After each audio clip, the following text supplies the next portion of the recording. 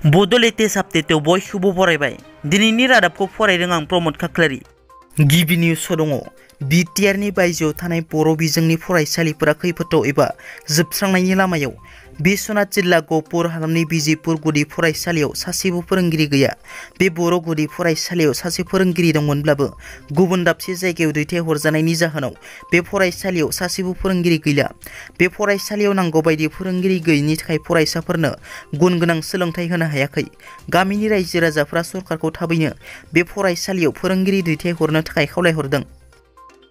क'क्राझार जिल्लानि गसाइगाव महकुमानि हारापुतायाव सासे आइजोखौ खास्रि बिस्रि बुथारनाय जाथाय। आइजोनि गोथै देहाखौ खिंखरसालियाव मोननाय जादों। बे गोथै देहा बोखांनो हानाय जाथाया ओनसोलनाङै गोमोनाय थासारि सोमजिहोदों। हारापुता गामिनि बासिर आलीनि बिसि मन'वारा बिबिनि गोथै देहाखौ मोनायाव गावनि न'नि खिंखरसालिनि टेंकियाव मोननाय जादों। आइजोखौ ओंखाम संग्रा न'आव बुथारनानै खिंखरसालिनि टेंकियाव सोनानै दोनदोंमोन। बे जाथायखौ खौरां मोननानै गसाइगाव पुलिसआ थांनानै गोथै सहखौ खिंखरसालिनि टेंकिनिफ्राय बोखाङो आरो जाथायनि सायाव सोंनाय फिननाय खालामनो थाखाय पुलिसआ फिसाइ बासिर आली आरो फिसाइनि फंबाय नासिद आलीखौ हमो। नखरारि दाङाबाजिनि थाखायनो आइजोखौ बुथारदों होनना पुलिसआ सन्देह खालामो। दिनै 15 आगस्ट भारतनि 75थि उदांस्रि सान। दिनै दुलाराय भारत हादरनि गेजेराव उदांस्रि सानखौ गाजा गोमजायै फालिगोन आरो माहारियारि फिरफिलाखौ बिरहोगोन। बेबादिनो क'क्राझाराव बिटिआरनि गाहाय प्रमद बर' बिथाङा फुंनि 9 रिंगायाव माहारियारि फिरफिलाखौ बिरहोगोन। लोगोसे बर'नि गेजेराव गिबिसिन बुंथिगिरि जानो हानाय बिस्वजित दैमारि बिथाङा आसामनि राजथावनि दिसपुराव थानाय आसाम आयेन आफादनि लांगोनायाव माहारियारि फिरफिलाखौ बिरहोगोन।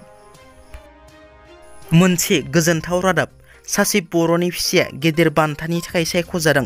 बाक्सा जिल्लानि एसपि मावख'आव इउबि कनस्टेबल महरै बिबान सामलायनाय डनाथर ब्रह्मआ प्रेस्टिजियास प्रेसिडेन्टस पुलिस मेडेलनि थाखाय सायख'जादों।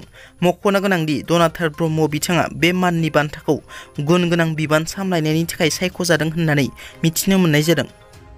बावैसो सान सिगां गोदान दिल्लीनि जन्तर मन्तराव बनसुआ आलादा रायजो बड'लेण्ड सोमावसारहैनायाव दैदेननाय बनसुनि आफादगिरि बनजित मन्जिल बसुमतारी बिथाङा क'क्राझार मोनफैबाय।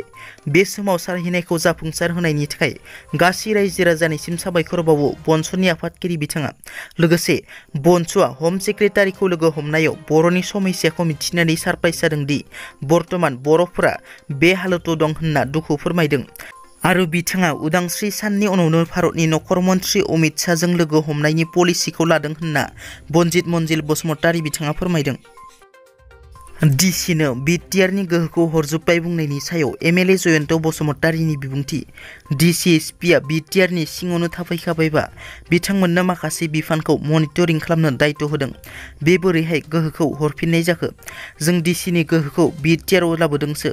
थांनाय बिटिसि सुक्तिनि गेजेरजों डिसिएसपिनो खामानि जानाय जायैनि दायित्वखौ नायनो होनाय जायामोन। डिसिएसपिखौ बिटिसि बायजोआव दोननाय जादोंमोन। बै समाव बिटिसिआव मोननै गोहो सालायोमोन। काउन्सिलनि गोहो आरो आलादायै डिसिएसपिआ आलादा गोहो बाहायोमोन। बेयाव मोननै सौदावलायनाय फैनायाव मेगनजों माबा मोनसे जाख्ल'नाय नुब्लाबो डिसिआ जेबो बुंनो हायामोन। नाथाय बिटिआर सुक्तिनि गेजेरजों डिसिनो मनिटरिं खालामनायाव रावबो करपसन खालामनो हाया। बियो गोहो हरनायनि बाथ्रा नङा, गोहोखौ लाबोदोंसो। लाबोनानै जाहाथे साबसिन खामानि जाथों।